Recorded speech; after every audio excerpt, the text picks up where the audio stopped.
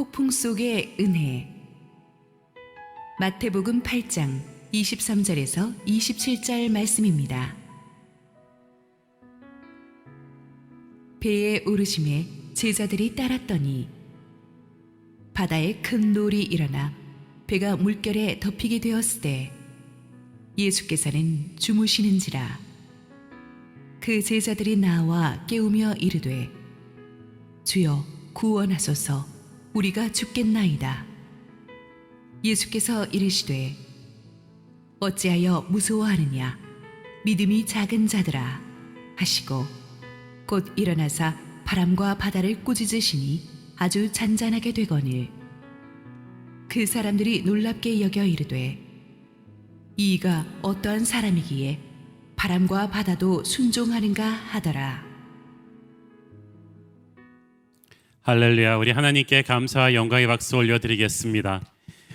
우리 교회 창립 11주년을 맞는 축복된 생일인데 이렇게 코로나 사태로 인해서 이 11주년 창립 기념 예배를 텅 빈 예배당에서 온라인 생방송으로 드리게 되어서 저도 마음이 좀 무겁고 힘든데 우리 성도님들도 오죽하시겠습니까? 그렇지만 하나님께서 보이지 않는 성령께서 우리 모두를 한 몸으로 묶어주고 있다고 믿습니다. 저희 온라인 성가대가 일찍부터 이것을 기획하고 준비했는데 제가 생각했던 것보다 훨씬 스펙타클러하게 아름답게 잘 나온 것 같습니다. 오늘 11주년 기념 예배는 많은 성도님들이 또 줌으로 함께 동참하고 계신데 한번 우리 온라인 성가대 너무 성령 충만하게 찬양 잘하셨죠? 한번 힘찬 격려의 박수 한번 부탁합니다. 감사합니다. 함께 온라인 성가대에 참여하셨던 분들은 저 영상을 교회에서 여러분한테 보내드릴 거예요. 그래서 정말 기념으로 한번 간직할 만한 것 같습니다. 우리 줌으로 함께 들어오고 계신 성도님들 한번 손을 들어서 함께 한번 박수하면서 우리 하나님께 영광 돌리겠습니다. 여러분이 함께 이 시간에 예배하고 있는 것을 이렇게 제가 볼 수 있으니까 얼마나 좋은지 모르겠습니다. 부부간에 앉아 있는 분도 계시고 가족들과 함께 계신 분도 계시고 혼자 있는 분도 계시고 또 뒤에 멋있는 배경화면을 교체한 분도 계시고 너무 감사합니다. 여러분이 있으니까 저 온라인 사이버 스페이스 상에서 여러분이 성령의 힘으로 우리가 하나 된 것을 믿습니다. 모든 한국 교회가 아니 전 세계 교회가 코로나19 폭풍으로 인해서 너무나 힘든 시간을 보내고 있습니다. 지금까지 저는 매년 창립 기념주일 설교에서 항상 미래에 대한 비전과 소망을 이야기해 왔었는데 올해는 상황인지라 어떤 설교를 할까 고민을 많이 했습니다. 그러다가 얼마 전에 출간된 제 신간인 그 폭풍 속의 은혜, 그 제목을 그냥 그대로 설교하는 게 낫겠다고 싶었습니다. 우리 함께 한번 기도하시고 하나님의 말씀 보겠습니다.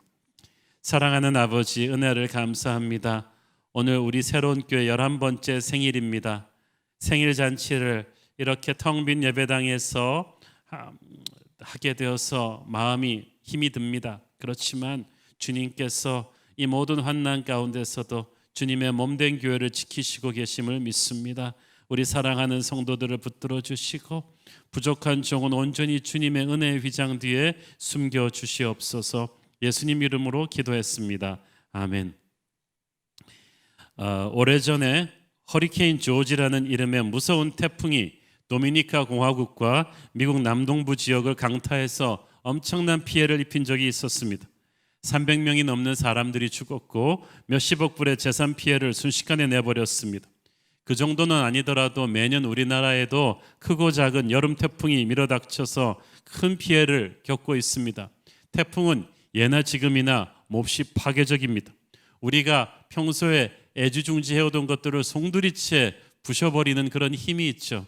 그래서 뉴스나 이런 곳에서 이렇게 태풍이 지나간 곳을 보면 처참하기 이를 데 없습니다. 그 고통은 사실 뉴스로 보는 것보다 본인이 겪어본 사람들은 얼마나 처참한지 알 수가 있습니다. 폭풍은 뜻하지 않은 때에 우리를 급습합니다. 오늘날 첨단 과학 기법을 가지고도 우리는 폭풍의 방향을 제대로 예측하지를 못합니다. 지금 우리나라로 북상해 오고 있는 하이선 같은 그런 폭풍도 이 태풍도 기상청이 예측했던 거는 방향과는 조금 더 막 동쪽으로 비껴가고 있지 않습니까?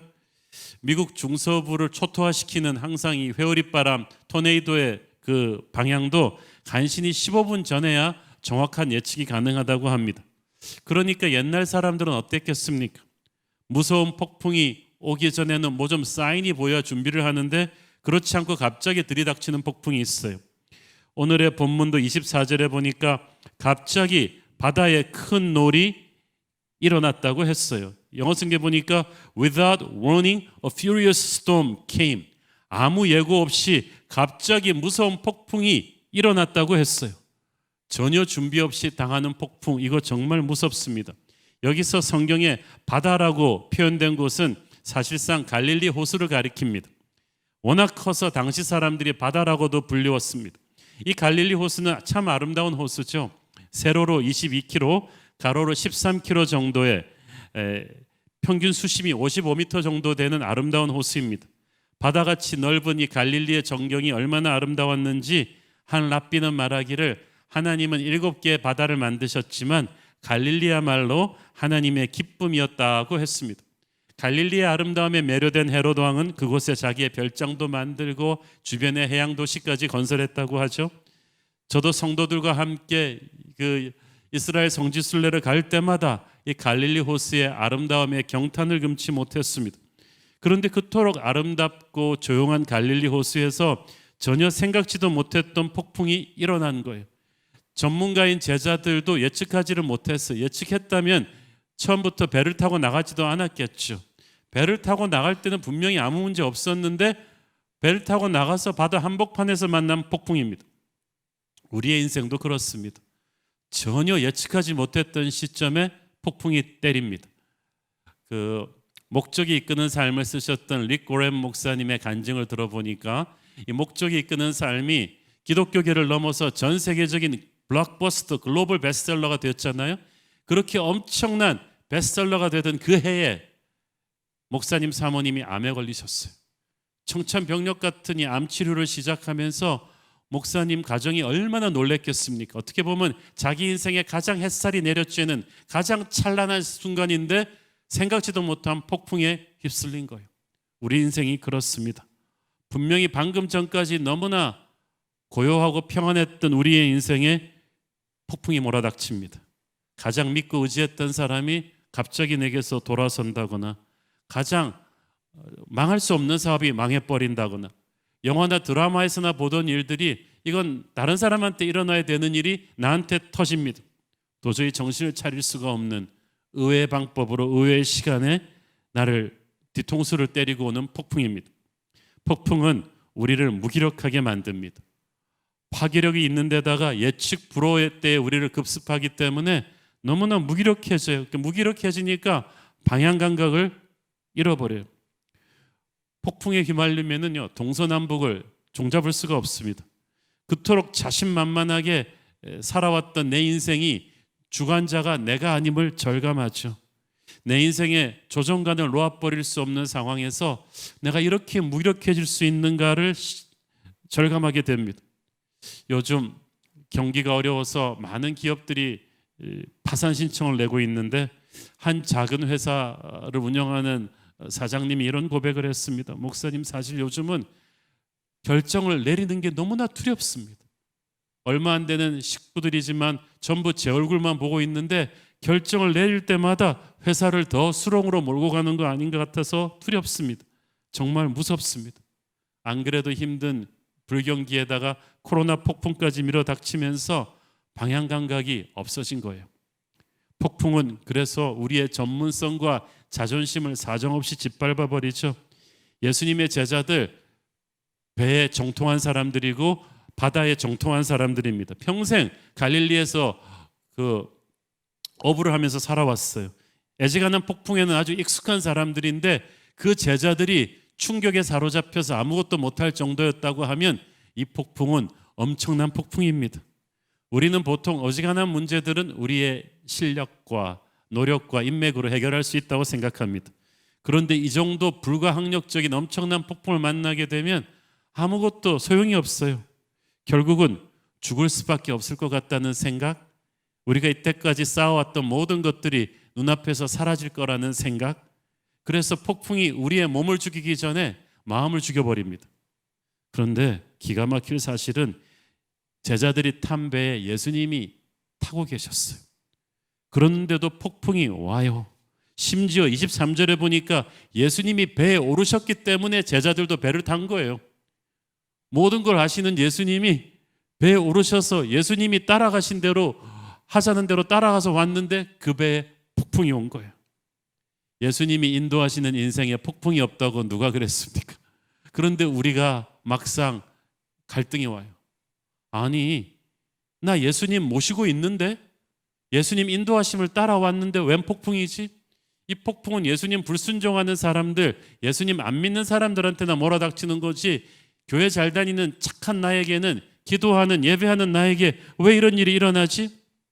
그런데 오늘의 스토리가 보여주듯이 우리가 예수님을 믿고 살아도, 예수님의 인도하심을 따라가도 우리에게 폭풍이 닥칠 수 있다는 사실이에요. 당혹스러운 건 그것만이 아닙니다. 24절을 다시 읽어보겠습니다. 바다에 큰 놀이 일어나 배가 물결에 덮이게 되었으되 예수께서는 주무시는지라. 아니, 폭풍이 오면 예수님이 문제를 해결해 주셔야 될 터인데, 아니 예수님이 인도하셔서 탄 배잖아요. 그러면 예수님이 이거 다 내 책임이다, 걱정 마, 내가 해결할게, 이래야 될 텐데 예수님이 하필 이 위급한 때에 주무시고 계셨어요. 예수님도 주무실 때는 주무셔야만 되지만 세상에 하고 많은 때로 다 놔두고 왜 이때 주무신단 말인가? 우리도 인생에서 아주 힘든 시련의 폭풍을 만날 때 너무 놀라고 힘들어서 부르짖는데 하나님이 침묵하시는 때가 있어요. 그래서 우리는 하나님이 주무신다고 생각해요. 시편 기자도 그런 고백을 했죠. 시편 44편 23절. 주여 깨소서, 어찌하여 주무시나이까? 일어나시고 우리를 영원히 버리지 마소서. 설마 하나님이 진짜 주무셨겠어요? 그렇지만 폭풍 속에서 침묵하셨기 때문에 주무시고 계신 것처럼 느낀 것뿐이죠. 폭풍은 무섭고 고통스럽습니다. 그런데 오늘의 메시지의 주제는 그런데 그 폭풍 속에 은혜가 있어요. 폭풍이 아니고는 체험할 수 없는 은혜가 있다는 거예요. 비가 없이 항상 햇빛이 찬란하면 그 땅은 사막이 되어버린다는 말이 있죠. 바다 생물을 죽이는 음침한 그 적조, 그 적조 현상을 유일하게 해결할 수 있는 방법은 태풍이 와서 바다를 한번 확 송두리째 뒤집어 놓는 것입니다. 마찬가지로 우리 인생의 영혼의 적조도 태풍이 몰려와서 한번 확 뒤집어 놓았을 때 뜻밖의 해결되는 경우가 많아요. 저는 이 폭풍 속의 은혜를 창립 11주년 기념 설교에서 여러분과 함께 나누고 싶습니다. 첫째, 폭풍이 우리를 기도하게 만들어요. 여러분 평소에 아무리 기도원 가세요, 금식 좀 해보세요, 새벽 기도 해보세요 이런 말 해도 절대로 기도 안 하던 사람이 폭풍이 밀어닥치면 납작 엎드려서 기도하게 되는 경우가 얼마나 많아요. 왜냐하면 폭풍은 우리를 무기력하게 만들거든요. 우리를 겸손하게 만들거든요. 예수님이 주무셨다는 것은 어쩌면 우리가 무릎을 꿇는 이 겸손을 기다리셨다는 뜻이에요. 우리의 이 교만이 깨어지기를 기다리셨다는 뜻이기도 합니다. 겸손해지고 절박해진 제자들은 자기들 힘으로 이 폭풍을 벗어나려는 노력을 포기합니다. 제자들이 처음부터 예수님을 깨운 것이 아니라 처음에는 자기들 힘으로, 자기들은 뱃사람이니까 경험이 있으니까 자기들 힘으로 저 나와보려고 노력을 했는데 하다 안 되니까 예수님을 깨우기 시작했어요. 제자들이 깨우기 전까지 예수님은 주무시고 계셨어요. 그러니까 폭풍이 예수님을 깨운 게 아니고 제자들이 깨워서 예수님을 깨운 거예요. 여러분, 우리는 폭풍이 일어나면 막 깨요. 그렇지만 예수님은 깨지 않으세요. 우리는 폭풍 때문에 당황하고 두려워하지만 예수님은 폭풍에 전혀 상관하지 않으십니다. 예수님을 깨우는 것은 제자들이에요. 제자들이 깨운 거예요. 예수님을 깨우는 것은 우리의 기도입니다. 우리가 고난 중에 있기 때문에 예수님이 도와주시는 것이 아니라 우리가 고난 중에서 기도할 때 예수님이 깨워 도와주시는 것입니다. 기도는 기도밖에 할 수 없을 때 진짜 기도라는 말이 있죠. 제자들이 전에 없는 절박감으로 예수님을 흔들어대면서 기도하니까 예수님이 일어나셨어요. 그리고 제자들은 곧 알게 되죠. 진작 주님을 깨웠을 걸. 빨리 예수님을 깨웠으면 좋았을 걸. 우리가 왜 처음부터 안 깨웠던가 후회를 하게 됐을 거예요. 폭풍은 우리를 기독해 만들면서 동시에 우리를 정결하게 하고 깊어지게 합니다. 서울 하늘이 공해가 심해서 항상 좀 뿌연데 이 폭풍을 동반한 장마비가 휩쓸고 나면 하늘이 깨끗해요. 그러면 저는 밖에 나가서 이렇게 사진 많이 찍습니다. 하늘이 깨끗해진 서울이 얼마나 아름다운지 몰라요. 우리 인생도 그렇습니다. 폭풍 같은 시련의 먹구름이 몰려올 때 너무 고통스러운데 이 폭풍이 내 영혼의 먹장 같은 것들을 많이 쓸고 지나가 버려요. 그래서 우리 인생에서 정말 중요한 것이 무엇인지 다시 돌아보게 해주고, 누가 우리 인생의 진정한 친구인지를 깨닫게 해줍니다. 우리가 그동안 알게 모르게 저질렀던 실수들, 잘못 내렸던 결정들, 우리 인격 속에 숨어있던 독성들을 인식하고 반성하게 해주는 것이 또 폭풍이기도 합니다. 그래서 폭풍은 우리 안에 있던, 우리도 모르고 있는 영혼의 적조, 이런 죄의 잔재들을 드러내주고 하나님의 은혜로 새롭게 변화할 수 있는 터닝 포인트를 만들어주기도 해요. 그래서 교회사를 보면 믿음의 영웅들은 자기 개인의 인생이나 나라나 교회에 여기치 않았던 태풍이 몰려올 때 항상 하나님 앞에서 자신의 죄를 회개하는 참회록을 썼죠. 영성과 인격의 깊이는 회개의 깊이입니다. 세상의 영을 가진 사람들은 뻔뻔해요. 잘못해놓고도 사과할 줄 몰라요. 회개가 없어요. 그러나 성령의 사람들은 모든 고난 속에서 자신의 죄를 돌아볼 줄 알아요. 회개할 줄 알아요. 그래서 그 속에 쏟아지는 하나님의 은혜의 힘으로 다시 일어설 수가 있는 거예요. 창립 11주년을 맞아서 지난 주간 제 방 데스크에 앉아서 기도하며 이 설교를 준비하는데 문득 지난 11년 동안에 새로운 교회가 여기까지 오기까지 이 5천 명에 가까운 성도들이 은혜로운 사도행전적인 성장을 해오기까지 겪었던 크고 작은 수많은 폭풍들이 생각이 났어요. 모든 목회자 성도들이 함께 알고 겪었던 폭풍도 있었고, 대부분의 성도들은 모르고 저와 소수의 리더십들만 알고 가슴앓이를 하면서 억울함을 감수하고 기도하면서 견뎌내야 됐던 폭풍도 있었습니다. 이 폭풍을 지날 때는 죽을 만큼 괴로웠고 외로웠습니다. 그렇지만 주님을 바라보며 견뎌내는 그 과정에서 하나님께서 저와 교회를 정결하게 하시고 영적인 거품을 쫙 빼주시고 정금같이 아름답게 만드시는 것을 느낄 수가 있었어요. 그래서 크든 작든 폭풍 하나를 뚫고 나올 때마다 교회가 영적으로 업그레이드 되는 거예요. 기도가 달라지고 인격이 달라지고 영적으로 새로워지는 것을 느낄 수가 있었습니다. 그 경험들이 벌써 몇 권의 책으로 세상에 나왔죠. 하나님이 내시는 길이라든가 내게 힘을 주는 교회, 그리고 폭풍 속의 은혜, 이런 책들을 통해 국내의 많은 목회자들과 성도님들에게 선한 영향력을 끼치고 있습니다. 폭풍 속에서 우리가 영혼이 정결하게 될 때 그게 다른 사람의 영혼을 감동시키는 어떤 보이지 않는 파워가 있어요. 남해에 갔을 때 그곳에 있는 유배문학관이라는 곳을 방문한 적이 있습니다. 조선시대 때 치열한 당파 싸움으로 수많은 양반들이 남해로 유배를 왔다고 합니다. 그 중에는 진짜 죄를 지어서 유배 온 사람도 있지만 대부분의 경우는 그냥 당파 싸움의 희생양이 된 거예요. 그래가지고 하루아침에 권력도 잃고 부모 형제로부터 떨어져서 이 유배온 한때 잘 나가던 한양의 선비들이 대부분이었는데 처음에 이 외지로 귀양 오니까 그들이 얼마나 낙심하고 슬펐겠어요.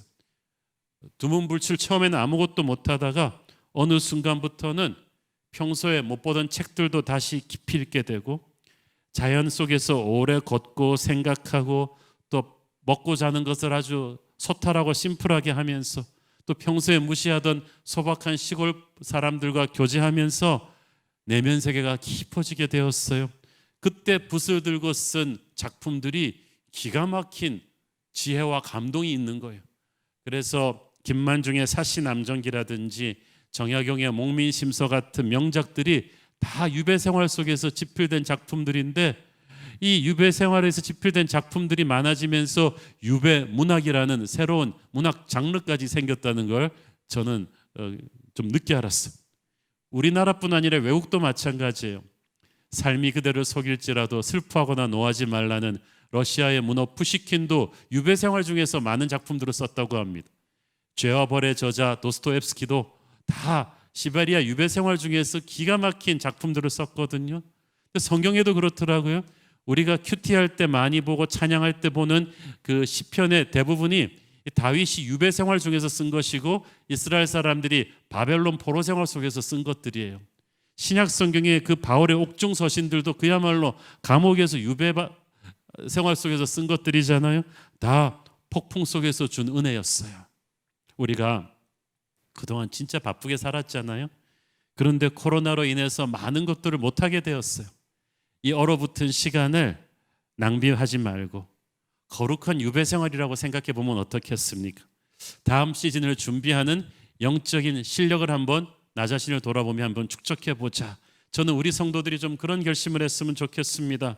그래서 성경을 조금 더 영어 성경도 한번 보고 또 말씀과 기도 생활을 좀 새롭게 하고 또 평소에 읽지 못했던 경건서적들도 좀 읽어보시고 특히 하루에 한 페이지씩이라도 영성 일기를 쓸 것을 제가 좀 권유하고 싶습니다.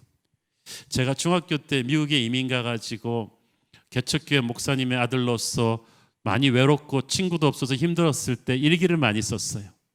한국 성경, 영어 성경을 교대로 읽으면서 일기를 쓰고 또 책을 읽으면서 느낀 것들 일기를 썼고 그 수십 년 동안 그 썼던 그 일기가 쓰는 습관이 오늘날 30권에 가까운 책을 쓸 수 있는 그런 저력이 되지 않았나 싶습니다. 특히 또 이번 학기에는 우리가 코로나를 묵상하지 말고 예수님을 바라보자는 뜻에서 첫째는 매주 화요일 저녁과 토요일 오전에 아까 광고 나갔죠. 2번에 걸쳐서 신구약 성경 66권의 맥을 쫙 잡아주는 All New 온라인 성경 속으로를 개강합니다. 성경 속으로는 우리 교회 기본 양육 프로그램이기 때문에 하신 분들이 많겠지만 이번에는 강사 세팅도 다 바꾸고 온라인 촬영을 녹화를 우리가 새로 싹 다 하거든요. 그래서 바쁜 직장인들도 집에서 그냥 수강하실 수 있어요. 특히 옛날에 한번 수강하신 분들이 재수강하실 때는 아주 원가로 교재비만 내고 또 들으실 수 있도록 교회에서 또 조치해 드릴 거예요. 또 그동안 매주 금요일 저녁에는 학기 때마다 뉴젠 학부모님들을 위한 패밀리 임팩트 부모님들을 위한 교육 세미나를 교회에서 그동안 해왔는데 이번 학기는 이것도 100% 온라인 강좌로 만들 것입니다. 특별히 코로나 블루 시대를 맞아서 우리가 자녀들과 겪는 갈등과 여러 가지 문제들을 국내에 아주 좋은 전문가들을 모시고 그렇게 다양한 콘텐츠를 해서 코로나 시대에 성경적인 자녀 교육을 강의해 드릴 텐데 그동안 거리도 멀고 금요일 저녁 교통체증 때문에 못 오셨던 분들 다 등록하시길 바랍니다. 그래서 100% 온라인으로 가는 성경적 자녀 교육 금요일 저녁에 또 나가거든요. 여러분 우리가 세상의 뉴스만 보고 있으면 불안해서 이 힘든 시대를 어떻게 살겠습니까? 눈을 들어 주님을 보십시오. 예수님을 생각합시다. 말씀 속으로 들어갑시다. 말씀에 입각한 성경적인 자녀 교육을 생각합시다. 우리 모두 이 거룩한 코로나 유배 생활 기간 동안에 영적으로 깊어지는 시간 됐으면 좋겠습니다. 셋째로 폭풍은 우리를 강하게 만듭니다. 폭풍이 우리를 약하게 흔들어 놓을 것 같은데 아니에요. 폭풍 속에서 나무는 더 깊이 뿌리를 내리듯이 우리는 더 영적으로 인격적으로 강해질 거예요. 미국 사람들이 좋아하는 국민 스포츠 중에 미식축구가 있는데 그 미식축구를 많이 우승하는 슈퍼볼 그 큰 게임에서 많이 우승하는 팀들은 다 하나같이 홈구장이 시설이 잘 갖춰준 뭐 이렇게 에어컨디션이 있는 실내 돔구장을 갖춘 데들이 아니라 그 중부 동부 쪽에 위치한 정말 매서운 바람과 눈과 비바람을 그대로 맞아야 되는 열악한 야외구장을 가진 팀들이 많다는 거예요. 그린베이 패커스 같은 팀들. 태풍이 그들을 강하게 만든 거예요. 고기도 난류와 한류가 같이 막 만나서 부딪히는 이 격동의 바다에 있는 고기가 제일 맛있다고 합니다. 이 폭풍이 많은 분들이 이 코로나 태풍으로 인해 한국교회가 치명타를 입을 것이다. 어떤 분들은 한국교회가 반토막이 나지는 않을까 하는 걱정들을 하신 분들이 계시는데 저는 오히려 그 반대로 생각합니다.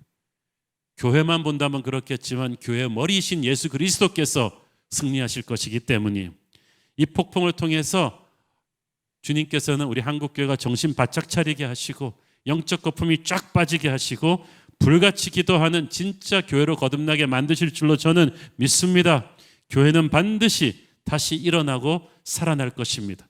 언제나 그랬던 것처럼. 주님께서, 제자들이 깨어 일어나신 주님께서 폭풍을 다스리십니다. 주여 일어나소서, 우리가 다 죽게 되었나이다. 제자들이 막 깨워서 예수님을 깨웠어요. 그리고 예수님을 깨우면 그때부터 게임 끝이에요. 일어나신 예수님이 즉시 두 가지 반응을 보이셨습니다. 26절 우리 다 함께 읽겠습니다. 시작. 예수께서 이르시되 어찌하여 무서워하느냐, 믿음이 적은 자들아 하시고 곧 일어나서 바람과 바다를 꾸짖으시니 아주 잔잔하게 되거늘. 참 이상하게도 예수님은 제자들을, 폭풍이 아니라 제자들을 먼저 꾸짖으셨어요. 믿음이 적은 자들아 어째서 두려워하느냐. 이거 이상하지 않아요? 아니, 폭풍 때문에 무서워하는 거 당연한데 왜 무서워한다고 예수님이 우리를 꾸짖으시지? 그리고 우리가 무슨 믿음이 적죠? 우리가 예수님 따라서 배 탄 저밖에 없는데 예수님은 오히려 일어나서 미안해 하셔야 되는 거 아니에요? 아, 미안하다, 내가 그냥 잠들어 버렸네, 지금이라도 문제 해결해 줄게, 그래야 되는데 예수님은 엉뚱하게 제자들 보기에 폭풍을 야단치는 게 더 급한 일인데 제자들을 먼저 야단치시고 계셨어요. 그것은 제자들과 예수님의 수준 차이예요. 제자들은 폭풍 때문에 패닉하는데 예수님은 폭풍 때문에 패닉하지 않으세요. 폭풍은 오히려 우리의 인생에서 반드시 있어야 할 일부분임을 주님은 알고 계십니다. 그리고 주님은 폭풍을 압도할 힘이 있으세요.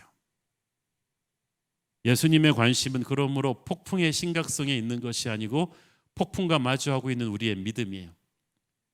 우리는 우리의 현실 앞에 닥친 폭풍을 너무 깊이 묵상하고 있어요.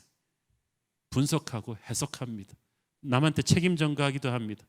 코로나는 왜 일어났나? 왜 번지고 있나? 왜 스탑이 안 되나? 정치 지도자들은 왜 이렇게 무기력하냐? 부동산 앞으로 어떡하냐? 우리 아이들 취업난 어떡하냐? 계속해서 크고 작은 폭풍을 바라보고 있는데 예수님은 폭풍을 대하는 우리의 믿음을 바라보고 계십니다. 우리가 강한 믿음을 가지고 폭풍을 대적한다면 폭풍은 결코 우리를 죽이지 못할 것입니다. 그러므로 예수님은 마치 우리에게 이렇게 말씀하고 계신 것 같습니다. 어째서 너희들은 나의 능력을 믿지 않는가? 나의 능력이 이 폭풍을 압도할 것을 너희들은 모른다는 말인가? 그것을 우리에게 테스트하고 계신 거예요. 예수님께서 폭풍 속에서 주무시고 계셨다는 것은 폭풍 가운데도 하나님의 정하신 시간 스케줄이 있다는 것을 의미합니다. 아무리 우리가 마음이 급하고 상황이 힘들어서 발버둥을 쳐도 주님은 주님의 시간이 돼야 움직이실 것입니다. 우리가 전혀 생각지도 못한 주님의 방법대로 하나님이 택하신 사람들을 통하여 역사하실 것입니다. 그래서 우리는 상황이 힘들어질수록, 폭풍 속에 있을수록 온몸을 틀어서 폭풍의 바다를 보는 것이 아니라 눈을 들어 주님을 바라봐야만 돼요. 오래전에 바벨론의 포로로 끌려갔던 다니엘은 예배드리고 싶어도 예배드릴 성전이 없었어요. 그래서 할 수 없이 매일 하루에 3번씩 성전이 있는 예루살렘 쪽을 향해서 창문을 열고 예배를 드렸습니다. 지금 줌으로 또 온라인으로 예배드리고 있는 여러분들처럼 우리도 다니엘의 마음으로 어디에 있든지 하나님의 임재를 그리워하며 교회를 사랑하며 기도하는 마음을 잊지 말아야 할 줄로 믿습니다. 제자들을 꾸짖으신 직후에 예수님이 바람과 파도를 꾸짖으셨어요. 순식간에 잠잠해졌어요. 여러분, 폭풍은 서서히 물러간 것이 아니라 순식간에 물러갔어요. 폭풍은 스스로 물러간 것이 아니라 예수님이 물리치셨어요. 예수님이 물리치신 것은 제자들이 예수님을 깨웠기 때문이죠. 여러분, 그래서 중요한 공식들이 쫙 나오지 않아요? 폭풍은 그냥 견딘다고 물러가는 게 아니고 기도해서 예수님을 깨워야 되는 거예요. 깨어 일어나신 예수님께서 폭풍 속에서 너희들은 무슨 영적인 레슨을 배웠느냐, 우리의 믿음 상태를 점검하신 뒤에 예수님이 폭풍을 해결을 하세요. 예수님께서는 태산 같은 폭풍을 잠재울 수 있는 분이십니다. 그날 예수님께서 제자들의 주변의 폭풍만 해결해 주지 않으시고 갈릴리 호수 전체의 폭풍을 잠잠케 했다는 것을 주목하십시오. 아마 제자들은 그 생각만 했을 거예요. 어떻게 예수님이 우리를 이 폭풍 속으로 뚫고 나갈 수 있도록 기가 막힌 항해술로 쫙 뽑아주지는 않을까. 우리는 그 생각을 하지 않나요? 전체 폭풍이 종식되는 것보다는 일단 나 좀 살려주세요. 그죠? 그런데 예수님은 제자들의 기도로 제자들만 살리신 것이 아니라 그 갈릴리의 모든 폭풍에 휩쓸려 있던 비슷한 상황에 있던 배들을 다 살려주신 거예요. 여러분, 우리의 기도로 온 세상을 뒤덮고 있는 글로벌 팬데믹 코로나 폭풍이 순식간에 물러갈 수 있음을 믿습니까? 전문가들은 지금 코로나가 언제 종식될 것인가에 대해서 대부분 비관적입니다. 책임질 수가 없으니까. 연말까지, 내년 초까지 비관적으로 말합니다. 백신이 개발돼도 그것이 다 공급되는 게 힘들 것이고 막 이런 여러 가지 얘기들을 하는데, 여러분, 나사렛 예수의 이름으로 순식간에 폭풍이 잠잠해질 수 있음을 믿으십니까? 우리가 그것을 믿어야 돼요. 바람과 파도까지도 예수님께 순종했다는 것은 우리를 둘러싸고 있는 모든 문제도 예수님의 주권하에 놓여 있다는 뜻이에요. 우리는 코로나 때문에 많이 놀랬죠. 그러나 예수님은 놀라지 않으세요. 어떡하나 그러고 있지도 않으세요. 그러므로 역사의 주관자이신 예수님이, 폭풍을 순식간에 잠잠케 할 수 있는 예수님이 우리와 함께 있는 한 우리는 절망하지 않습니다. 폭풍은 무섭죠. 그러나 영원하진 않죠. 하나님의 때가 되면 반드시 물러가게 될 것입니다. 시편 121편 7절 우리 함께 읽겠습니다. 시작. 여호와께서 너를 지켜 모든 환난을 면하게 하시며 또 네 영혼을 지키시리로다. 아멘. 우리가 명심할 것은 하나님께서 우리를 모든 환난으로부터 지키실 것이다 라는 거예요. 예수님이 개입하셔야 폭풍이 끝납니다. 인간은 스스로를 구원하지 못합니다. 하나님의 개입을 끌어내야만 됩니다. 인간이 하나님의 개입을 끌어낼 수 있는 유일한 길은 기도인 거예요. 그래서 이 코로나 시국에 한국교회는 한국교회의 자랑스러운 전통인 불같은 기도를 회복해야 돼요. 새벽기도, 철야기도, 금식기도, 그동안의 전설처럼 듣기만 하고 장롱에 박혀있던 그 모든 기도의 자산들을 다 끌어내서 뜨겁게 기도해야 되는 것이 바로 코로나 기간이에요. 그래야 예수님이 깨어나실 거예요. 깨어나신 예수님이 바다를 잔잔케 하셨습니다. 27절 읽습니다. 그 사람들이 놀랍게 여겨 이르되 이가 어떠한 사람이기에 바람과 바다도 순종하는가 하더라. 폭풍 때문에 그토록 고생하던 제자들이 바람과 파도를 순식간에 잠재우시는 예수님을 보면서 입이 떡 벌어졌어요. 이때까지 제자들이 예수님을 알긴 알았지만 자기들과 비슷한 수준에서 생각했었나 봐요. 그냥 뛰어나신 선생님 정도라. 그러나 그는 하나님이셨어요. 차원이 다른 분이었다는 거예요. 예수님은 우리를 도우실 수 있는 분, 우리를 간신히 살아남게 하시는 분이 아니라 넉넉히 이기게 하시는 분, 폭풍 자체를 잠재워 버리면서 승리하게 하시는 분인 줄 믿습니다. 제자들은 이제 예배가 달라졌어요. 우리도 이제 예배가 달라져야 돼요. 기도가 달라져야 돼요. 한 차원 높은 믿음의 사람이 되는 것입니다. 폭풍이 무섭지만 때로는 그 폭풍 때문에 배가 더 빨리 갈 수도 있어요. 우리의 인생이 지금 코로나 때문에 뒤로 막 배꼽한 것 같죠? 걱정하지 마세요. 하나님의 때가 되면 우리는 더 축복의 자리로 더 빨리 가 있을지도 모릅니다. 저는 이 폭풍을 통해서 우리가 새로운 도약을 꿈꿔야 한다고 믿습니다. 코로나19는 온 나라, 아니 전 세계에 몰아닥친 아무도 예상치 못한 거대한 폭풍이 있죠.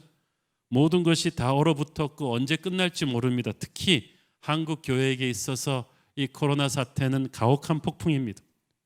정부는 교회 예배들도 신천지 이단 집회처럼 밀접 접촉이 일어나는 모임으로 취급해서 예배 중단을 요청하고 여러 행정명령으로 교회 현장 예배를 압박해 온 지가 오래되었습니다. 도저히 형편이 안 돼서 어쩔 수 없이 현장 예배를 방역 조치 다 하고 드린 지방의 미자립 교회들에게는 국민의 안전을 무시하고 예배를 강행했다는 혹독한 사회적인 비난이 쏟아졌습니다. 직장에서도 택시에서도 학교에서도 교회에 대한 비난이 쏟아지는 바람에 어디 가서 교회 다닌다고 말하기 겁난다는 성도들이 많습니다. 그러나 여러분, 초대교회 때는 지금보다 훨씬 안 좋은 상황이었어요. 저희들이 요새 새벽기도 때 지난주부터 사도행전을 시작했는데 저도요, 사도행전을 설계해오던 지난 30년 동안 새로운 걸 발견했어요. 이때까지는 주로 사도행전에서 일어난 사건들, 성령 강림하시고 안진병이 일어나고 하는 그것들만 생각했지, 사도행전이 일어났던 그때 교회가 어떤 상황이었는지를 잘 생각을 못했는데, 생각해 보니까 그때 교회가 엄청나게 세상으로부터 압박받는 상황이었어요. 예수님 돌아가신 직후였단 말이에요. 세상 권세는 주님을 십자가에 못 박아 죽이고 예수님의 추종자들을 전부 다 현상수배범으로 몰아서 막 이잡듯이 뒤집던 그런 살벌한 상황에 그들이 성령 받고 주님의 증인이 된 거예요. 자신을 핍박하는 사람들로부터 도망가는 게 아니라 거꾸로 복음을 전해서 엄청나게 예수 믿는 사람들이 늘어나서 나중에는 핍박자들보다 더 많아지니까 핍박을 그만할 수밖에 없었던 그런 놀라운 성령의 바람이 일어난 거예요. 그 후로도 로마 제국은 교회를 무섭게 핍박했습니다. 국가적인 재난만 나면 교회를 희생양을 삼았어요. 로마에 불이 나도 이건 크리스천들이 저지른 것이다. 흉년이 들어도 이건 크리스천들 때문이라 그러고, 거짓 소문을 퍼뜨려서 사회적인 분위기가 크리스천들을 핍박하게 만들었어요. 요즘 여러분이 어디 가서 교인이라고 말하기 겁난다고 하셨나요? 그 당시는 크리스천임이 밝혀지면 지역 상인조합이라고 하는 가이드에서 축출되었습니다. 그러면 장사도 못해요. 정석으로 직장도 못 가져요. 체포되고 구금되고 재산이 압수되어서 사람이 살 수 없는 지역으로 쫓겨나기가 다반사였습니다. 그러므로 그때 예수 믿고 세례받는 건 목숨 걸어야 되는 일이었어요. 그냥 욕 좀 먹고 끝나는 게 아니었단 말이에요. 게다가 내부 이단들의 공격도 많이 받았습니다. 이런 살벌한 상황이라면 여러분, 한국 교회가 지금 6개월 이 고생하고 교회가 반토막이 날 것인가 이 걱정하고 있는데, 초대교회는 300년 동안 이런 시련을 겪었어요. 그러면 상식적으로 생각하면 교인 숫자가 기하급수적으로 줄었어야 될 거 아니겠어요? 그런데 교회사 학자들이 신비하게 생각하는 것은 초대교회가 이렇게 사회적인 핍박을 받으면서도 교인 수가 줄지 않았어요. 줄지 않은 정도가 아니라 오히려 엄청나게 성장했어요. AD 33년 주님 승천하시고 오순절 다락방에 120 문도가 모여 기도했죠. 성령 강림 사건 이후 사도행전 2장에는 부터는 한 번에 3,000명이 막 예수 믿고 회심하고, 그 다음에는 5,000명, 예루살렘에 있는 사람들이 몇천 명씩 예수 믿는 역사가 일어났어요. 그리고 70년쯤 뒤인 1세기 말에 초대교인 숫자가 약 5만 명에 이르렀습니다. 이것은 여자 어린아이를 카운트하지 않은 남자 숫자만 가는 거예요. 여자 어린아이까지 합치면 뭐 10만 명, 20만 명을 보겠죠. 그리고 교회는 그때부터 매 10년마다 40%씩 성장을 했어요. 300년 동안 그렇게 성장을 한 거예요. 다만 다 지하교로 흩어져 있었기 때문에 한 군데에 모이지 못해서 교인 숫자가 얼마나 됐는지 확인만 안 됐는데, 나중에 4세기 초에 로마의 기독교 핍박이 끝난 뒤에 전부 다 지하교인들이 올라와서 숫자를 세보니까 무려 3,400만의 크리스천들이 있었던 거예요. 어떻게 이런 일이 가능했겠어요? 예수님께서 고난 가운데 있는 성도들에게 폭풍 속에 은혜를 주셨기 때문이에요. 할렐루야. 그 은혜는 결코 마귀가 앗아갈 수 없는 것이었습니다. 먼저 그들은 크리스천들을 핍박하고 오해하던 세상을 사랑으로 섬겼습니다. 로마나 알렉산드리아에서는 그 당시 자주 치사율 30% 40%에 달하는 무서운 천연두 같은 역병들이 많이 유행했다고 합니다. 그러면 시신들이 사방에 놓여 있는데도 사람들이 감염될까 두려워서 치우지 않았어요. 그러니까 점점 환자가 더 늘어나겠죠. 그런데 밤마다 이상한 무리의 사람들이 나와서 시신을 치우고 그 일대를 소독하고 사라졌어요. 핍박받던 지하 카타콤베의 크리스천들이었던 거예요. 그들은 감염의 위협을 무릅쓰고 죽어가던 전염병 환자들도 많이 돌보았고 거리를 청소했어요. 이를 지켜보던 이교도들이 마음이 충격을 받았습니다. 그 당시 성도들은 그리스도의 이름을 부끄러워하지 않았습니다. 예수님 때문에 직장을 잃고 상인조합에 가입을 못하는데도 자신을 핍박하는 사람들에게 복음을 전했어요. 말도 안 되는 억울한 프레임을 교회에 덮어 씌울 때도 변증자들이 나서서 교회 입장을 논리적으로 반박을 하면서 복음을 전했어요. 그러니까 핍박자들이 기가 차서 말했어요. 야, 너희들은 지금 크리스찬이라는 거 숨기고 부끄러워하고 도망가야 되는데 어떻게 나한테 전도를 할 수가 있어? 이거 미친놈들 아니야? 예수의 미친놈들 아니야? 그리스도인이라는 말이 예수의 미친 사람들이라는 뜻이에요. 그리고 미쳤다고 하던 그들이 감동받아 예수 믿기 시작했어요. 예배드리다가 체포되어서 감옥 가고 처형당하는데도 찬양을 부르던 크리스찬들, 그걸 지켜보던 핍박자들이 하나씩 둘씩 복음의 능력 앞에 무릎 꿇었습니다. 그래서 근 300년의 크고 작은 핍박을 겪으면서도 초대교회는 살아남고 승리하고 부흥했던 거예요. 마귀가 번번이 반복하는 가장 큰 실수가 뭐냐 하면 교회와 성도를 계속 핍박해서 억울한 누명을 씌우고 사회적으로 왕따를 시키고 이렇게 코너로 몰면 교회를 죽일 수 있다고 생각하는 거예요. 천만의 말씀. 그 옛날 이집트의 바로 왕도 이스라엘 백성들을 점점 핍박하면 그들이 죽을 줄 알았어요.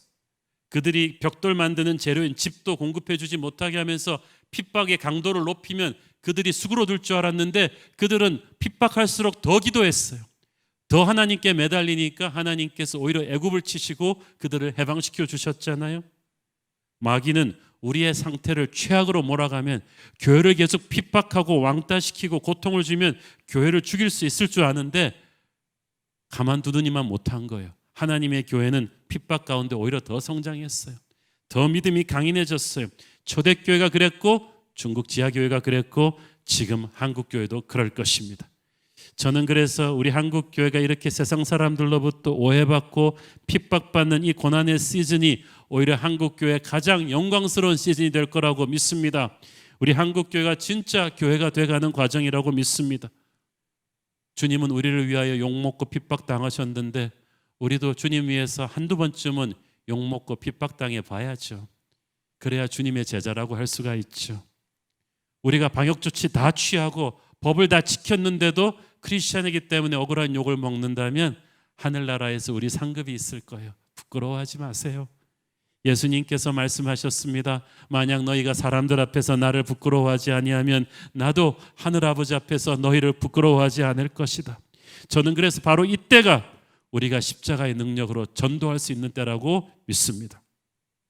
2달 뒤 11월 중순에 우리 교회는 추수감사절 주일 전주에 반드시 전도 집회를 해왔죠. 올해는 코로나 때문에 본당에서 오프라인으로 수많은 사람들을 초대해서 전도 집회는 못할 거예요. 그러나 올해 하는 전도가 진짜 전도입니다.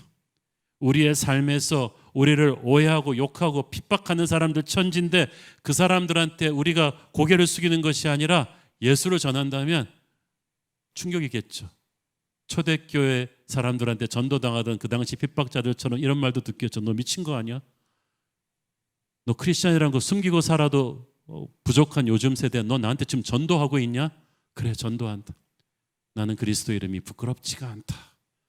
지금부터 여러분을 가장 핍박하는 직장 동료, 기독교에 대한 상처, 오해가 가장 큰 주변 사람을 이름을 부르며 기도합시다. 그들에게 복음을 전할 준비를 하십시오. 올해 교회에서 모여서 하는 것이 아닌 여러분의 직장에서 아파트에서 하는 진짜 목숨 걸고 하는 전도 저는 기대할 것입니다.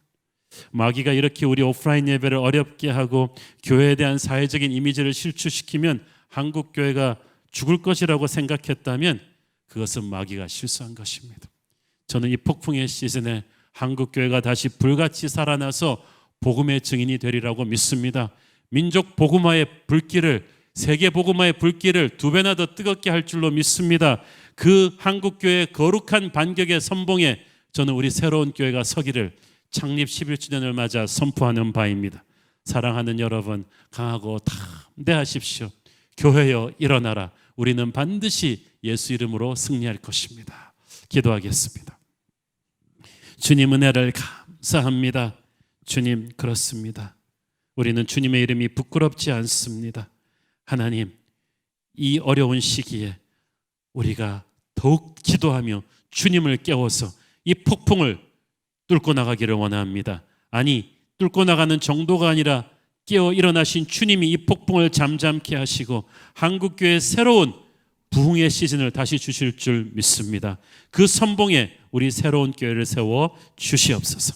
예수님 이름으로 기도했습니다. 아멘.